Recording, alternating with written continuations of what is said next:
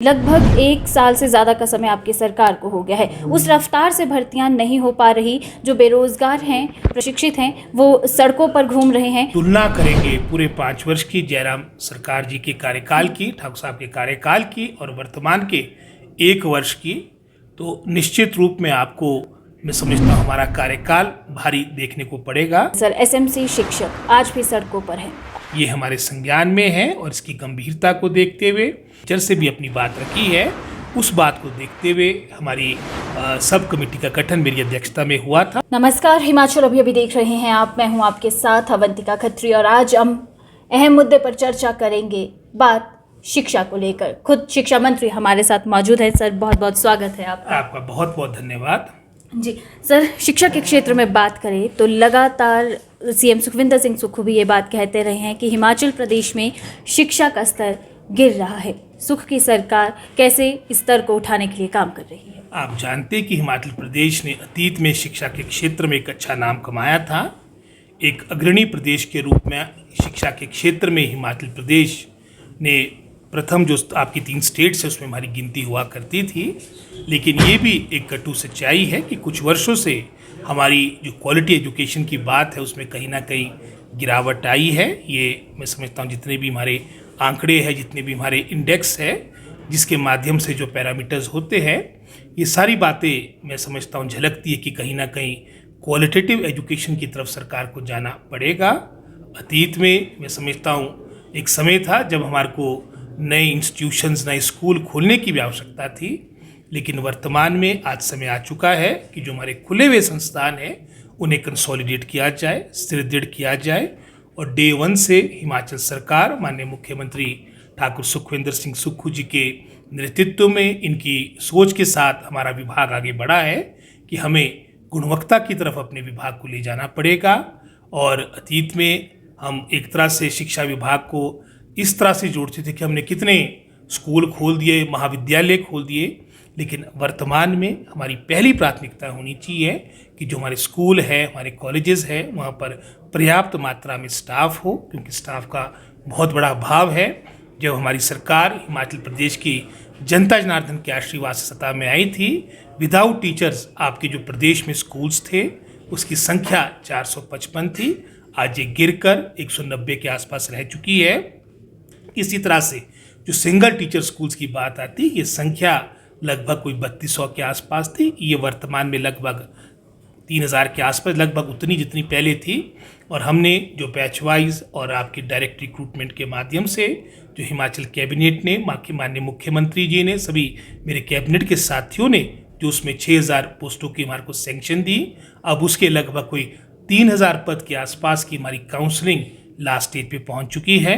हमारा पूरा प्रयास रहेगा कि हम विदाउट टीचर, सिंगल टीचर, जो आपकी सैकड़ों की संख्या में आपके स्कूल है, जिसकी संख्या मैंने पहले आपको दी है, यहाँ पर ये पद भरे जाए। के क्षेत्र में जिस तरह से आपने जिक्र किया, लेकिन शिक्षा महकमा एक ऐसा महकमा जहाँ पर सबसे ज़्यादा पद खाली हैं।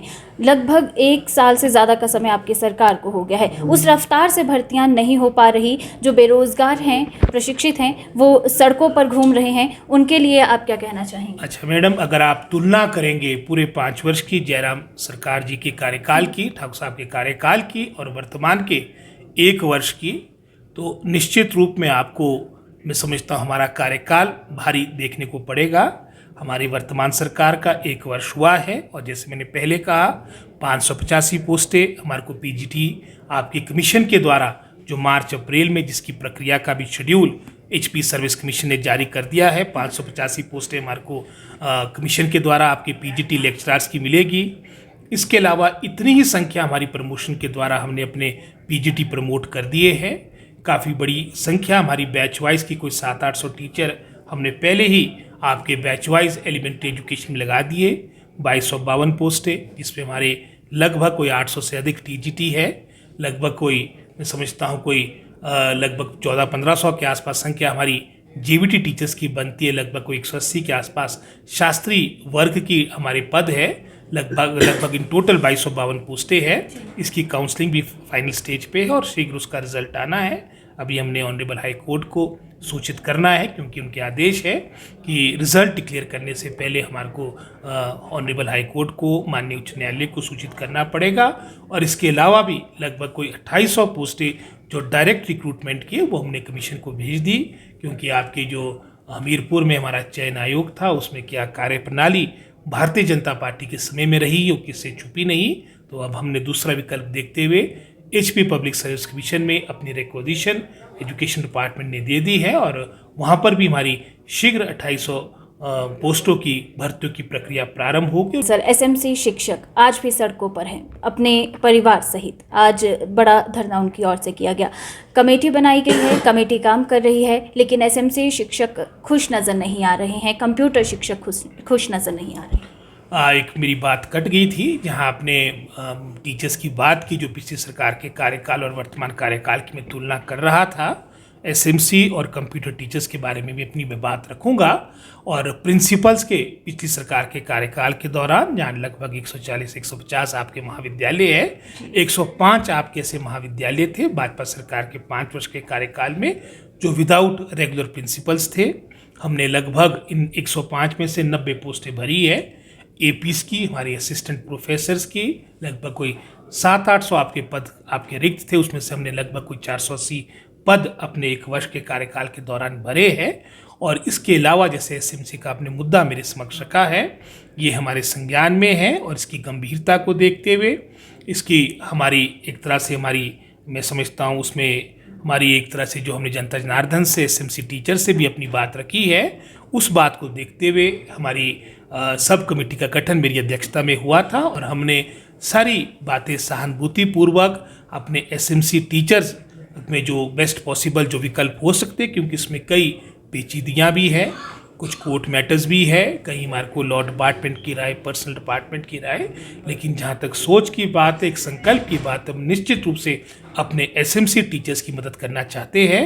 और उसी सोच के साथ जहाँ पिछले वित्तीय वर्ष में भी 2000 रुपये की बढ़ोतरी हुई, लगभग इतने ही मैं समझता हूँ अमाउंट की इस दफ़ा भी बढ़ोतरी हुई, लेकिन हम चाहते हैं कि आने वाले समय में किस तरह से, क्योंकि वर्षों से इन्होंने हमारे दुर्गम क्षेत्र में अपनी सेवाएं दी है, बहुत से हमारे बहुत हिली एरियाज़ में हमारे स्कूलों में इनके द्वारा शिक्षा दी जा रही है और लंबा पीरियड हो चुका, लंबा समय हो चुका है।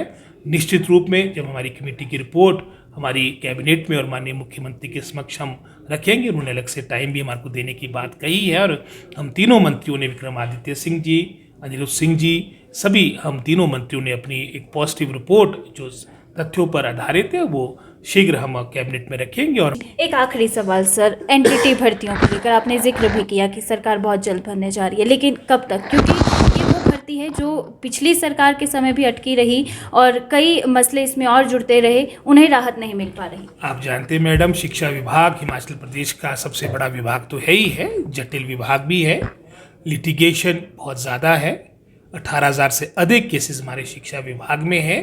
रिक्रूटमेंट का प्रोसेस बाद में प्रारंभ होता है और कोर्ट में हमारे को कई तरह की बाधाओं का सामना करना पड़ता है। हम चाहे वो रिक्रूटमेंट की बात हो, प्रमोशन की बात हो, बहुत सी हमारे मामले कोर्ट में लंबित। और आज भी मैंने हमारे जो लर्नड AG है, सेक्रेटरी एजुकेशन, सभी लोगों ने बैठकर जो हमारे लंबित मामले हैं ऑनरेबल हाई कोर्ट में, इसके बारे में चर्चा की, ताकि उस पर भी शीघ्र उनका भी, मैं समझता हूँ उनका भी सही दृष्टिकोण से वो मामले आगे चले, क्योंकि वर्षों से मामले रुके पड़े हैं। शिक्षा मंत्री हमारे साथ मौजूद थे और साफ तौर पर इनका एक ही बात जो इन्होंने कही है कि शिक्षा के स्तर को सुधारना ही कहीं ना कहीं सरकार का लक्ष्य है। अटके हुए पद भरे जाएंगे, बहुत जल्द भरे जाएंगे, जहां पर कानूनी पेचीदगियां हैं उन्हें भी दुरुस्त किया जाएगा और युवाओं को राहत दी जाएगी। फिलहाल के लिए बस इतना ही। नमस्कार।